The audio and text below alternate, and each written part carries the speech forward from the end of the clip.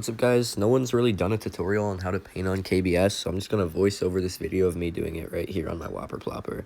So basically, I've got that jar of KBS there. It's a little tiny because I've used up most of it. You can't really dip in it anymore, so I've just designated it to be a paint-on jar. My biggest tip for painting on jointed baits is to wrap rubber bands in the joint. I have a couple Rainbow Loom rubber bands wrapped in this Whopper Plopper joint, and that's going to catch all the excess KBS that might slip off the edge. It's going to keep that out of the joint and make sure it still spins good. Last thing, if you found this video informational, please consider subscribing because I put some work into these videos, and I would really appreciate if you could help me get to 1,000 subscribers. Thank you, and let's get into the video.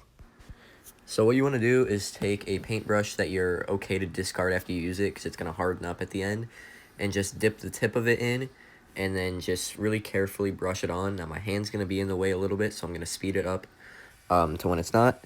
But for right now, I'm just brushing it onto the top.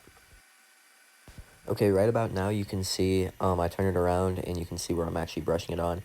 What I'm doing is taking just a little bit of KBS, just barely dipping it in, then brushing it on. That way nothing's going to get into the joint. You want to keep all your clear coat out of the joint because if anything gets in there, it's not going to spin or move properly. So really carefully, just brush it on, make sure you're not going over the edge. Make sure to really get around those eyes because that'll cement them in and make sure they don't fall out. At this point, I'm going to slow it down because we're on to the second part of the joint. Watch how I super carefully just paint all around this joint. This is a Whopper Plopper, so this is the tail of the Whopper Plopper. Pretty much you want to use as little KBS as you can, but make sure you're coating every part.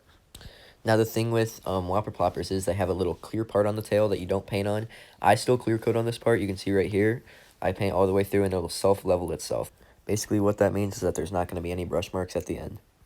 Now that the whole bait has a coat of KBS, I'm going to set it up to dry for 24 hours before I can paint on another coat.